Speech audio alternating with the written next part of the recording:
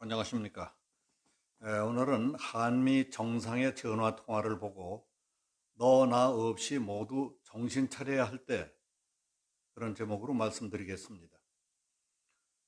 문재인 대통령과 도널드 트럼프 미국 대통령은 7일 어제 오전 11시부터 30분 동안 전화 통화를 했다는 뉴스입니다. 한미 정상의 통화는 지난 5월 8일 이후 약 7개월 만입니다. 고민정 청와대 대변인은 브리핑을 통해서 다음과 같이 발표했습니다. 문 대통령은 트럼프 대통령의 요청으로 한반도 평화 프로세스를 진전시켜 나가기 위한 방안을 심도 있게 협의했다. 두 나라 정상은 최근 한반도 상황이 엄중하다는 데 인식을 공유하고 북미 간 비핵화 협상의 조기 성과를 달성하기 위해 대화 모멘텀이 계속 유지돼야 한다는 데 공감했다. 두 나라 정상은 한미 정상 간 협의의 필요성에 공감하고 필요하다면 언제든지 통화하자는 데 뜻을 모았다고 발표했습니다.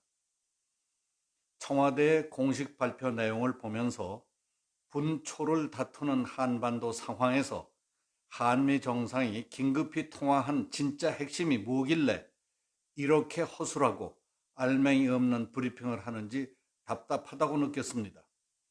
지금 상황은 미국과 북한이 서로 무력 사용 가능성을 언급하는 등 갈등의 강도가 걷잡을 수 없게 치닫고 있습니다.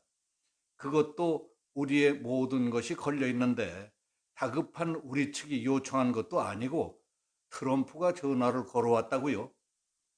그렇다면 우리나라 대통령은 한반도 안에 곧 닥쳐올지도 모를 엄청난 비극적 사태 말고 요즘 무슨 일에 그렇게 골몰하고 계신지 궁금합니다. 한반도 문제 중재자니 운전자니 하더니 이런 때 왜 말 한마디 않고 계셨습니까?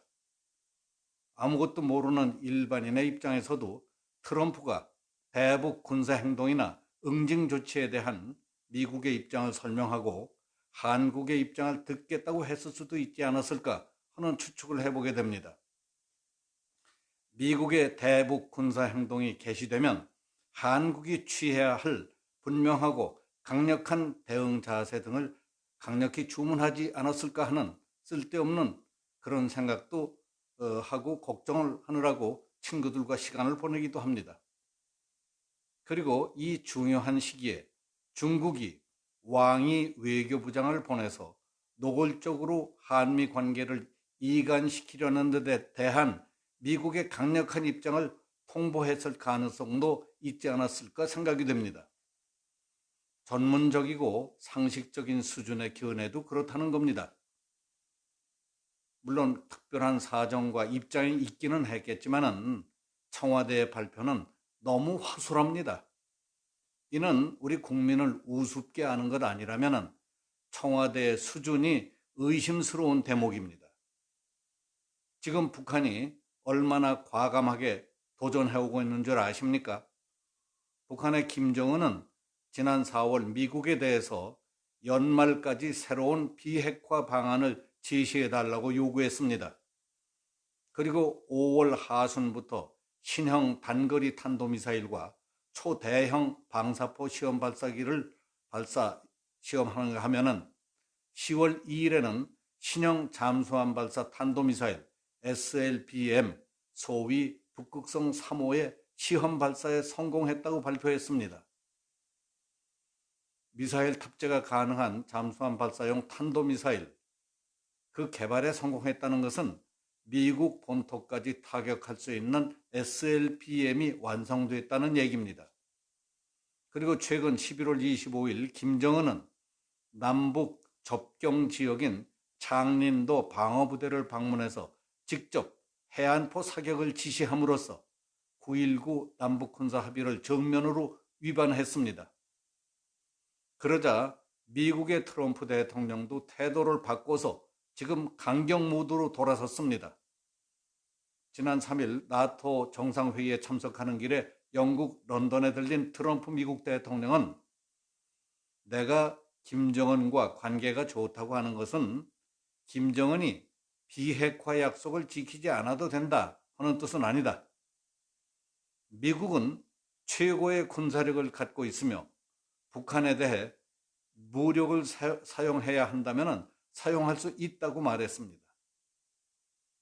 말뿐만이 아닙니다. 미국은 지난달 23일 북한의 해안포 발사 이후에 한반도 상공에 연일 특수정찰기를 보내서 대북 감시를 강화하고 있습니다. 미군은 11월 27일과 28일 해군 정찰기 오라이언과 공군 EHC와 RC-135V를 동원해서 한반도 상공을 정찰했습니다. 그리고 11월 28일 북한이 함경남도 연포 일대에서 초대형 방사포로 추정되는 발사체 2발을 발사하자 미군은 30일 날 미 공군 U-2S 정찰기를 보내서 수도권과 강원도, 충청도 상공을 정찰했습니다. 지난 2일에는 미 공군의 통신감청용 리벳 조인트 정찰기가 서울 등 수도권 상공 3만 1000피트를 비행하면서 임무를 수행한 것으로 전해졌습니다. 6일 오전에는 RC-135S 코브라볼 한 대가 일본 오키나와 카데나 미 공군기지에서 이륙해 동해로 향했습니다. 코브라볼은 대륙간 탄도미사일 ICBM 발사 징후와 궤적을 추적하는 특수 정찰 항공기입니다. 그날 오후에는 RC-135V 리벳 조인트 정찰기 한 대가 서울 등 경기도 상공 3만 1000피트를 비행했습니다. 리벳 조인트는 이동식 발사대와 야전군의 움직임 등을 파악하는 데 사용된다고 합니다. 이런 상황에서 우리가 할 수 있는 게 뭐가 있습니까? 이게 말로만 자주국방을 외친다고 될 일입니까? 이와 같이 심각한 안보 비상 상황 속에서 대통령 통일외교 안보특보 문정인 씨는 주한미군 철수 후에 중국이 한국에 해구산을 제공할 가능성을 거론한 것으로 알려져서 세계의 비웃음거리가 되고 있습니다. 그리고 북한의 김정은은 남조선에는 어떤 기대도 할 게 없다. 굶어 죽더라도 남조선에 구걸하지 말라며 한국에 대한 불신과 적대감을 노골적으로 드러내고 있습니다. 그럼에도 불구하고 우리 통일부는 세계보건기구의 북한 모자 보건 분야의 의료 지원 사업에 500만 달러, 약 60억 원을 지원하기로 했다는 소식입니다.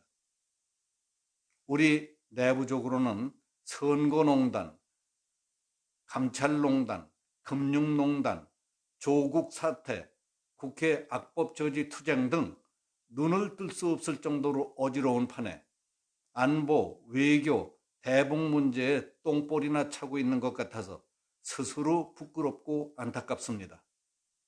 너나 없이 모두 정신 차려야 할 때입니다.